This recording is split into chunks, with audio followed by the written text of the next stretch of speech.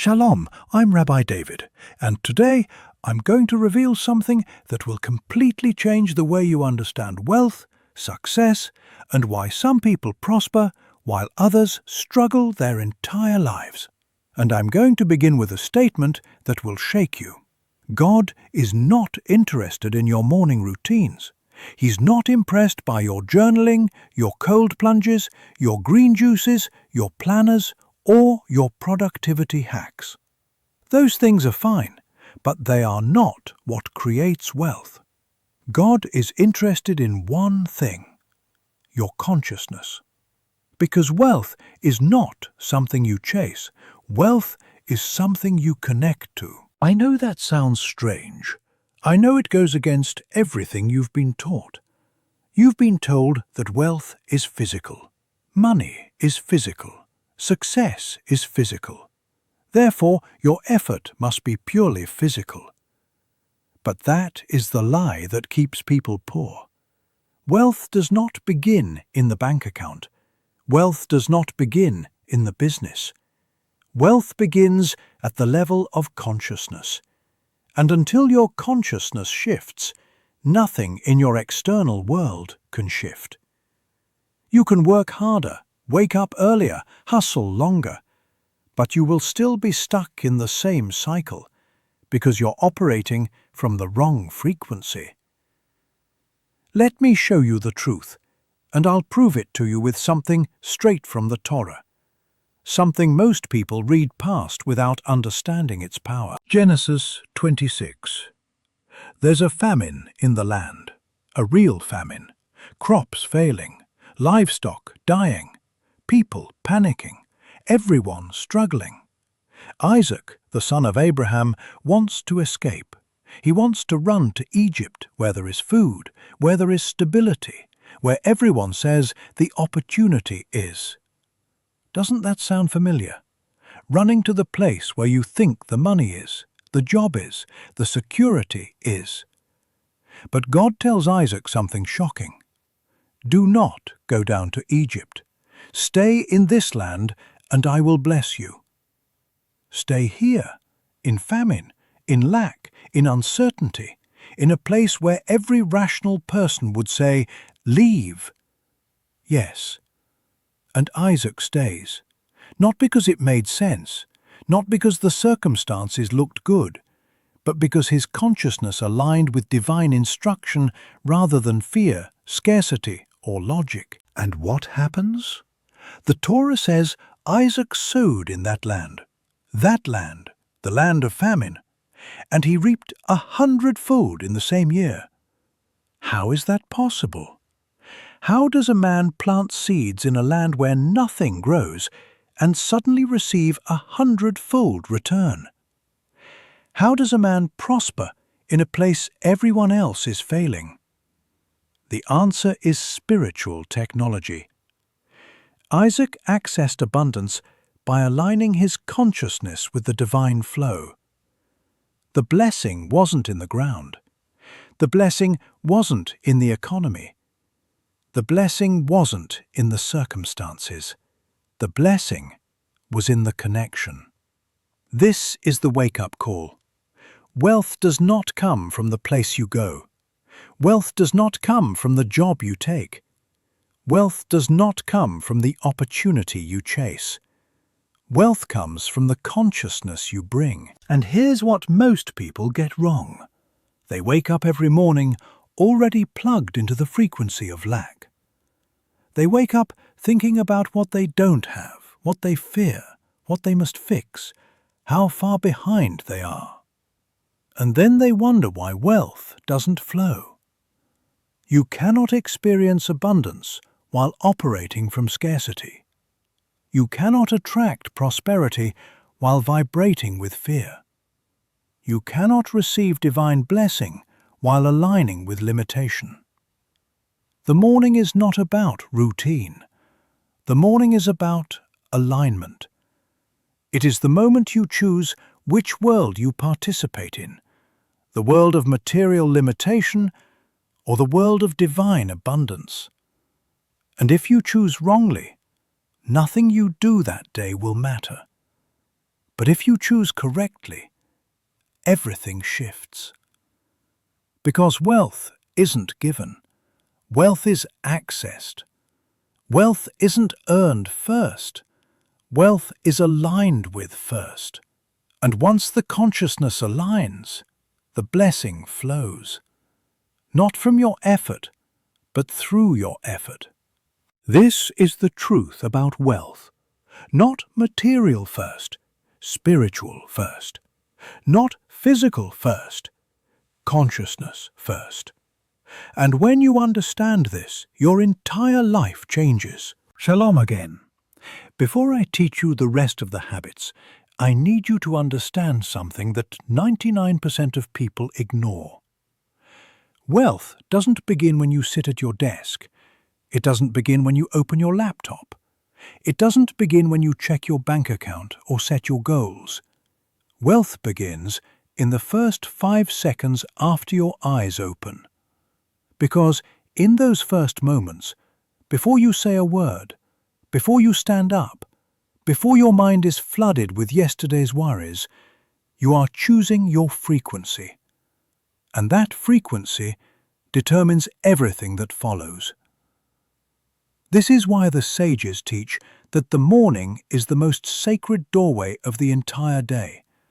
Not because of discipline or productivity, but because your consciousness is unfiltered, unarmored, and completely open to spiritual influence. Whatever enters first becomes the foundation of the entire day. And whatever your foundation is, your reality becomes. People wake up every morning already defeated. They open their eyes and immediately think, I'm tired, I'm behind, I don't have enough. I hope today isn't like yesterday. They don't realize that those thoughts are not passive, they are commands. They are frequencies, and the universe obeys them. If you wake up in lack, you will experience lack. If you wake up in fear, you will experience fear.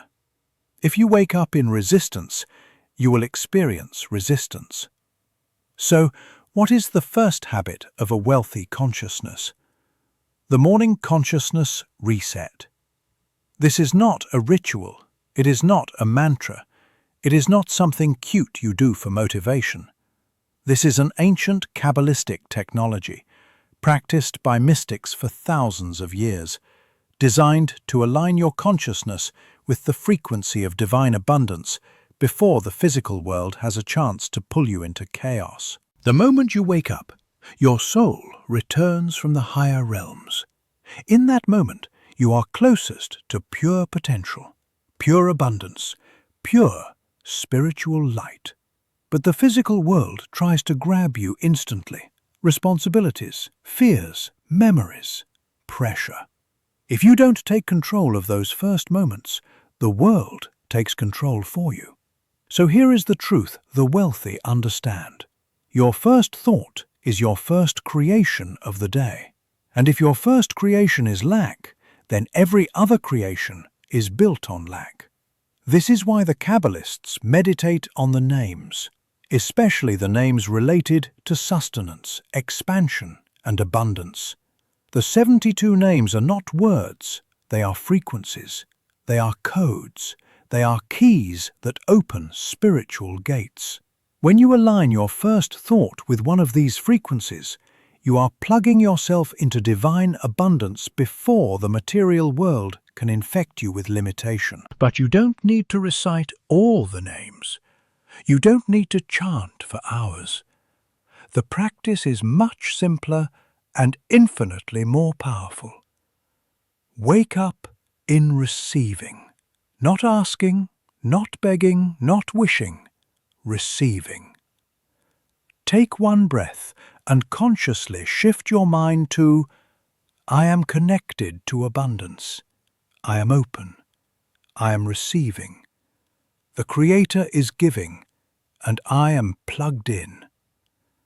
This single shift alters the chemistry of your brain. It alters the vibration of your field. It alters the reality that will unfold around you for the rest of the day. Why?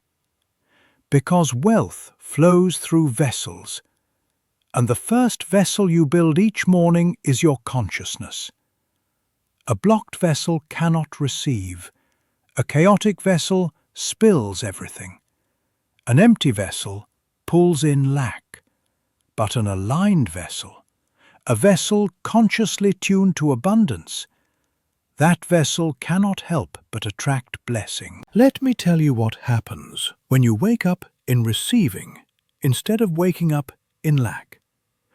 Opportunities begin to appear, not because they suddenly exist, but because your consciousness becomes able to notice them. People become more generous to you, not because they changed, but because your energy signals worthiness instead of desperation. Solutions show up faster, not because problems disappear, but because your mind stops vibrating with fear and starts vibrating with clarity.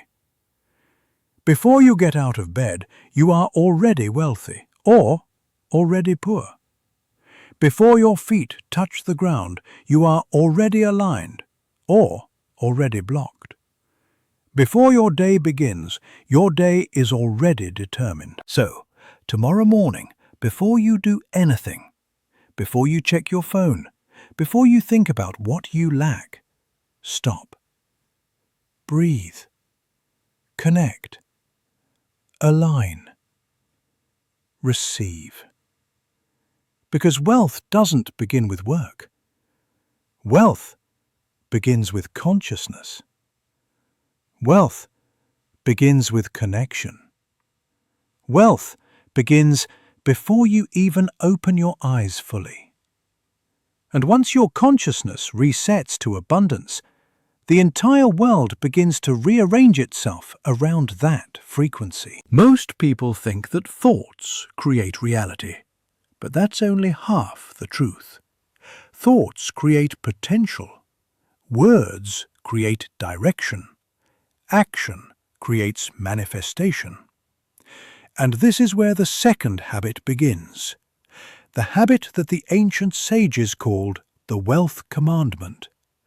Not a prayer in the traditional sense, but a spoken activation that reshapes the fabric of your day before the world even knows you're awake.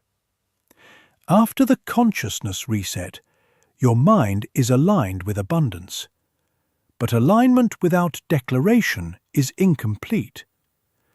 In the spiritual realm, intention is the spark, but spoken word is the command. The moment a word leaves your mouth, it becomes energy that cannot be pulled back.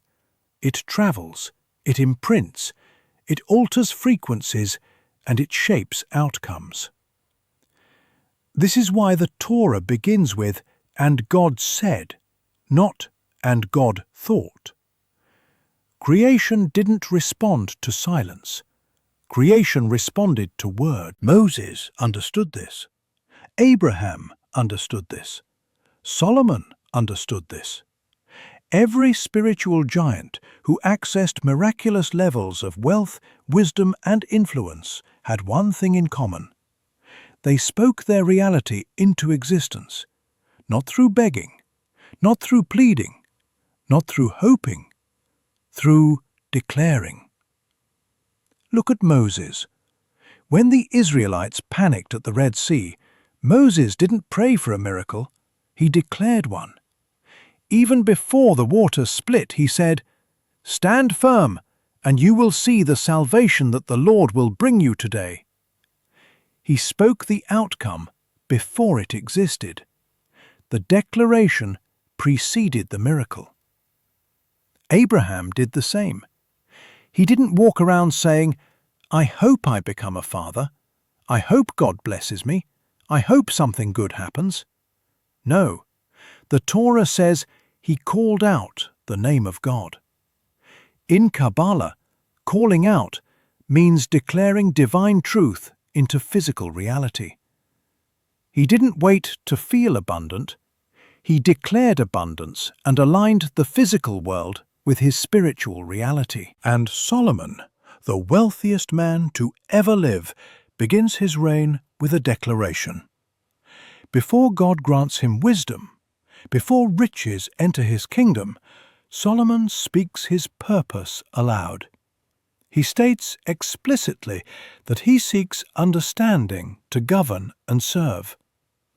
The declaration aligned him with divine wisdom, and everything else followed. These men weren't using words as affirmations, they were using words as technology.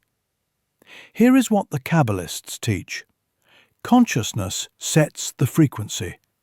Speech directs the frequency. Action anchors the frequency. This is the divine formula.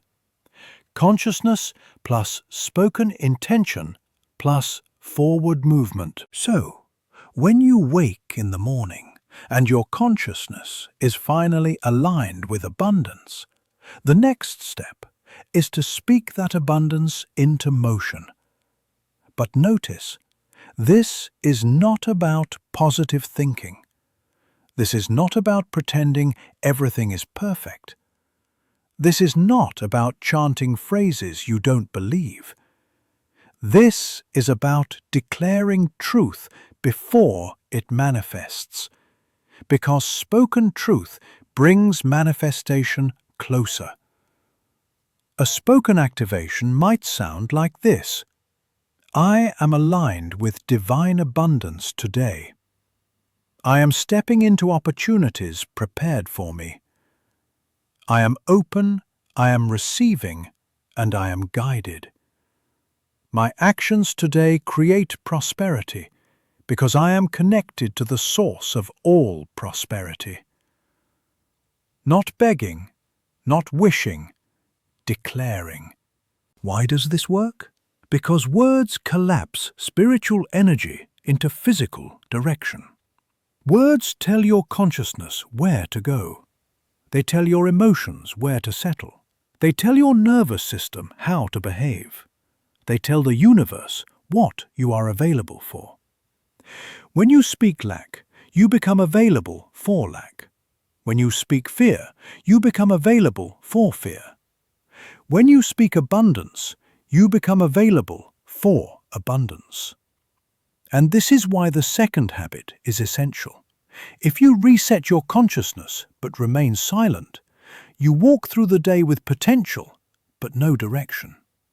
If you declare abundance but your consciousness is misaligned, your words collapse into emptiness.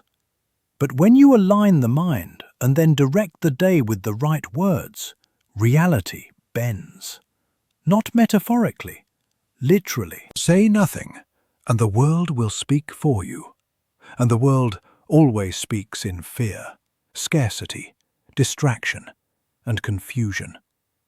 But declare your day before the day declares itself, and suddenly everything begins shifting into alignment with your intention. You are not speaking what is, you are speaking what is becoming. You are not describing your reality, you are directing it. And when you do this every morning, consistently, with clarity and connection, you begin to notice something extraordinary. Your words don't just describe your life, they lead it. Once your consciousness is aligned and your words have directed the energy of your day, there is still one final truth you must accept. Nothing in the physical world moves until you move. Spiritual alignment creates potential. Spoken intention creates direction. But physical action creates the vessel that abundance can actually enter. Without a vessel, even divine blessing has nowhere to go. This is where the next 3 habits come in, the actions that transform invisible abundance into visible wealth. The first action is the action of order. Most people underestimate how deeply the physical environment influences spiritual flow. Chaos blocks blessing. Disorder interrupts energy. When the physical world is cluttered, the spiritual vessel collapses. This is why the sages taught that even the slightest act of creating order in the morning opens pathways the rest of the day cannot create on its own. But I'm not talking about cleaning your whole house or reorganizing your entire life. That overwhelms people. The Kabbalists teach something far simpler. Move one thing. Clear one thing. Order one thing.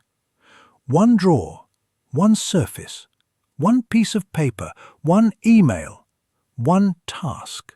Just one. Because order is not about completion, it is about initiation. When you create a tiny pocket of order, you send a message to the universe, I am ready to receive. And that energetic opening expands throughout the day. I once had a student, Daniel, who struggled for years to grow his consulting business. He was talented, ethical, hard-working, but constantly overwhelmed. His desk looked like a battlefield, and every morning he jumped straight into work from a place of chaos.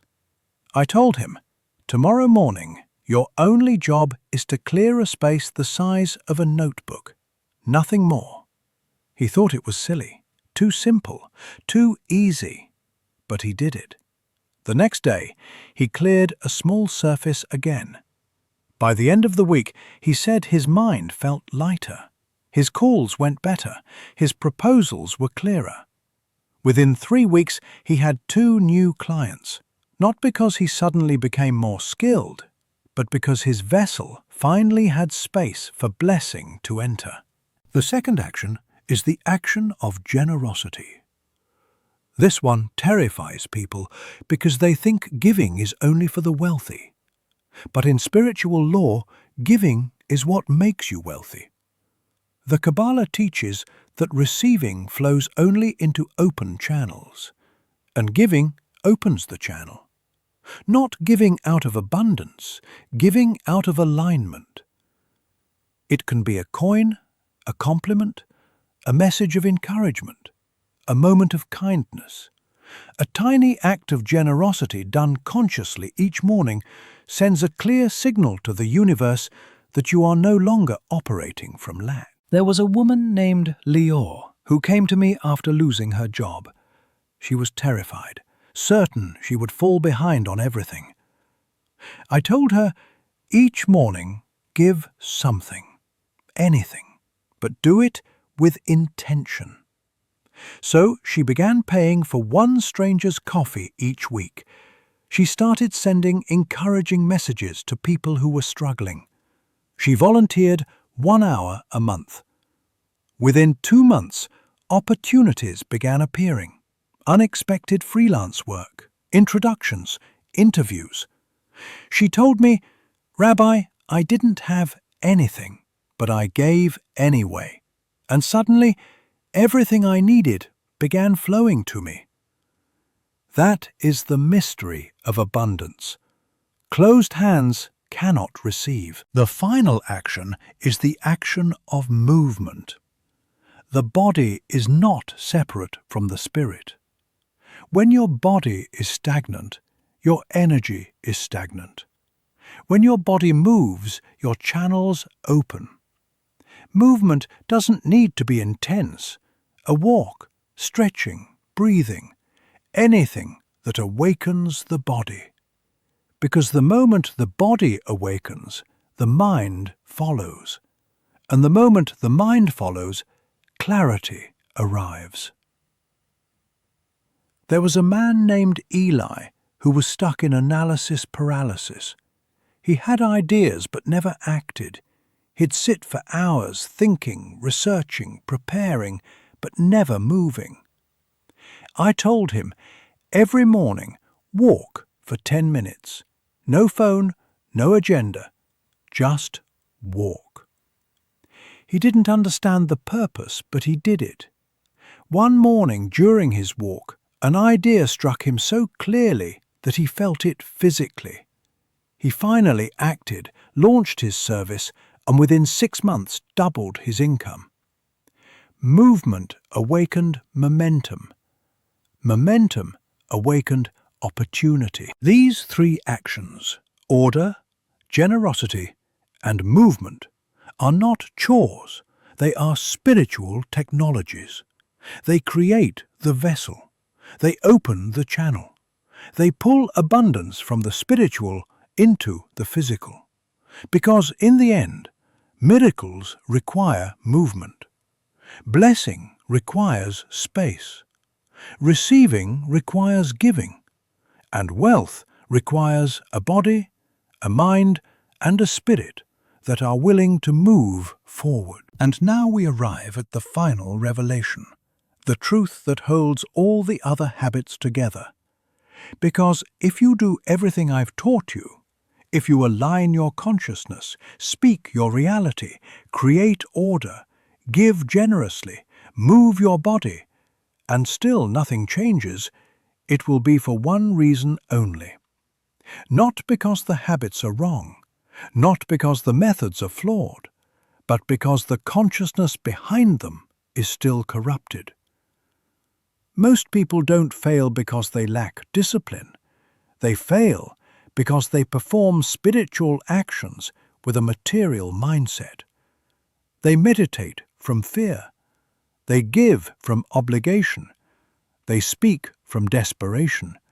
They act from ego. And then they wonder why nothing flows.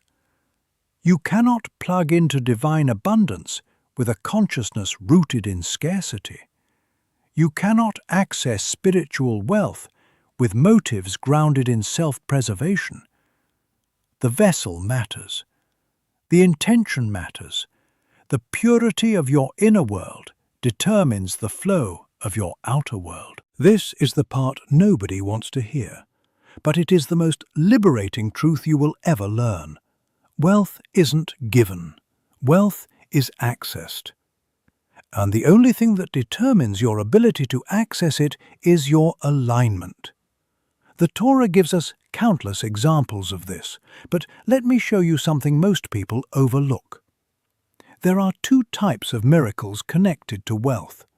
The first is supernatural, miracles that change nature itself, moments where reality bends to a higher law. When the widow's oil multiplied, when manna fell from heaven, when Joseph rose from prison to power overnight. These are miracles that override the normal rules of the world. They are rare. They are extreme. They are given to those whose consciousness has reached an extraordinary level of alignment. But the second type of miracle is far more common and far more important for your daily life. Miracles that work through nature. A conversation that leads to an opportunity. A chance meeting that becomes a breakthrough.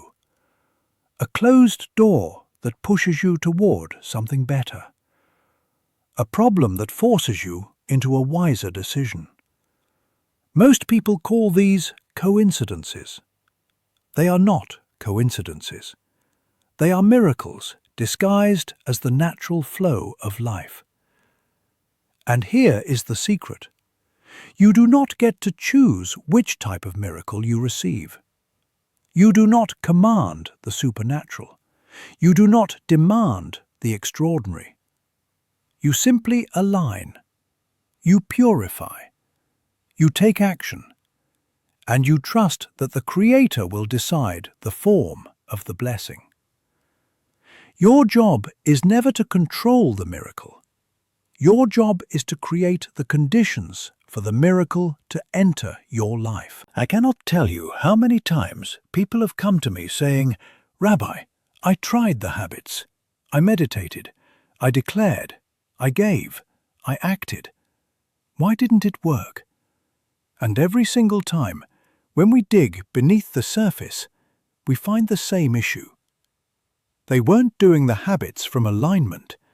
They were doing them from panic. They weren't waking up in receiving. They were waking up in begging. Their words weren't declarations. They were disguised demands. Their generosity wasn't pure. It was transactional. Their movement wasn't aligned. It was rushed, forced, mechanical.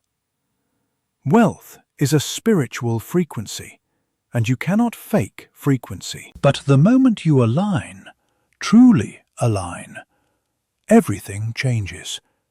Wealth begins appearing in ways you didn't expect. Momentum begins building without you forcing it. People begin responding differently to you. Doors begin opening. Not all at once, not always dramatically, but undeniably. Because once your vessel is pure, once your consciousness matches abundance instead of contradicting it, the flow becomes inevitable. The greatest trap is waiting for conditions to be perfect before you act. Waiting for signs, waiting for certainty, waiting for guarantees. But remember what God told Moses at the Red Sea. Why are you crying out to me? Move forward. The sea didn't split until he stepped. The miracle didn't arrive until he acted. The blessing didn't manifest until the vessel was created. That is the final lesson. Move forward. Not in fear, not in doubt, not in desperation, but in alignment, in purity, in trust. Because wealth isn't given to those who wait. Wealth is accessed by those who step. And the moment you step, the moment you align your intentions with your actions, the moment you trust enough to move without seeing the entire path, that is when the sea begins to open. That is when the flow begins. That is when the miracles start. So ask yourself now, not what you want, but what you are willing to align with, what you are willing to purify, what you are willing to step toward. Because the abundance is already there, the flow is already moving, the source is already giving. The only question left is the same question God asked Moses. Why are you crying out? Move forward and watch the sea split.